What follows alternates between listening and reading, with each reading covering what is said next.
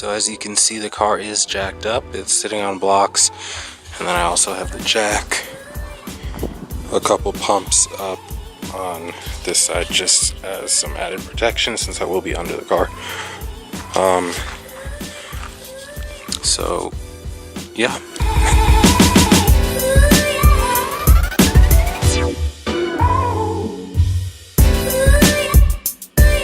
So there is the oil draining out currently. Hopefully I don't run out of space in this. I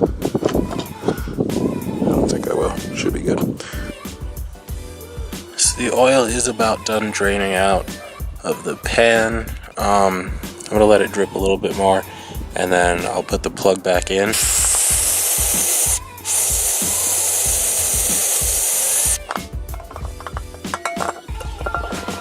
Might as well spray that with some brake cleaner too. Make sure it's all good. Looks good. Alright, and then for the oil filter, so it is right here. I already have it kind of loosened, so it's hand tight right now. And then you're just gonna unscrew it. There's gonna be some oil. Get out of the way of that. That's not ideal. But I'm gonna do this off camera, so yeah. Alright, so I got it off and covered in oil. So it is full of oil. And the way the oil goes through these, it goes in through these outer holes and then out and up this big hole, so up into the engine through that. Alright, so here's the new oil filter. I'm just gonna get a little bit of oil, rub it up along the rubber seal of this, just so it ensures that it seals up properly. Alright, so that's got oil on it. And then I'm gonna take a little bit of the oil and fill up the filter. And the reason why I do this is just so the system is more primed than it would be, because this thing just full of air. And then the last thing is I'm going to take it off the blocks, because you're not going to get an accurate oil level if the whole car is tilted back. So I just changed my oil, and I looked at the oil line to the turbo, or the oil return line. The return line is that blue hose right there, and you can see that it is pointing up.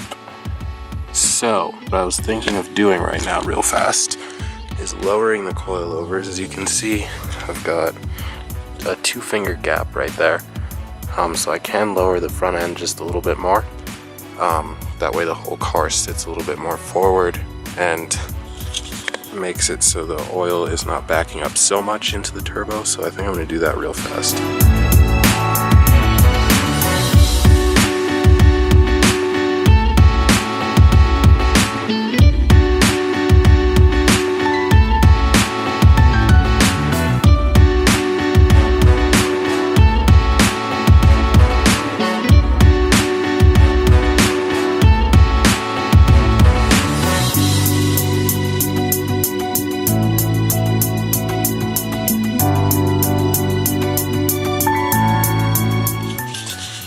Alright guys, so I finished up on oil change, and then I also lowered the front end just a little bit.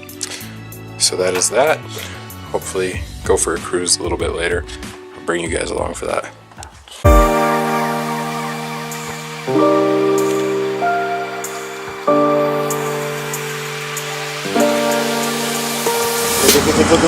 Look. Oh my god, dude, that's like...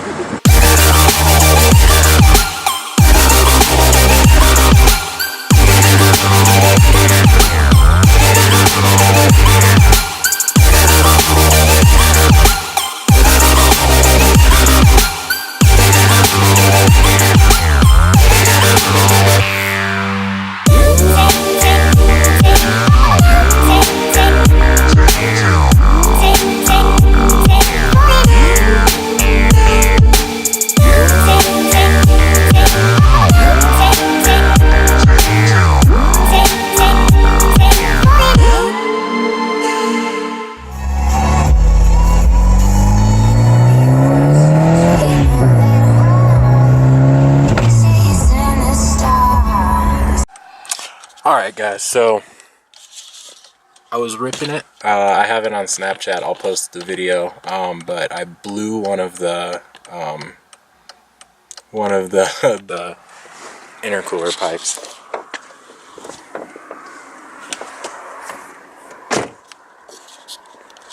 Ooh, look how sick those lights look.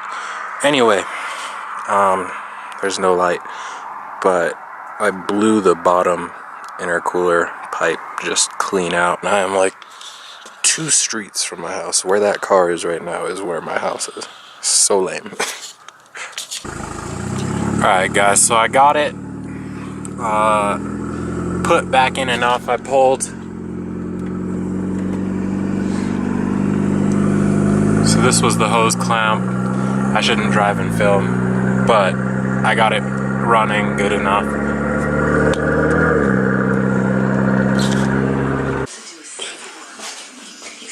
So yesterday, yeah, Cal. I had the charge pipe come off of the car. So it was this one right here. I know you couldn't see it in the dark, but this one right here just blew out, and I'll show you the clip again.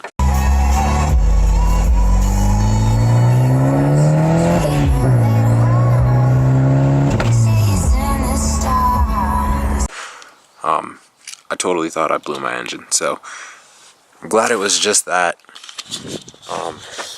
I figured it wasn't the engine when the car was still idling. It was at like 200 RPMs. It was just like rap, rap, rap, rap, rap, and then no throttle response. And I had that happen when I first got the car running.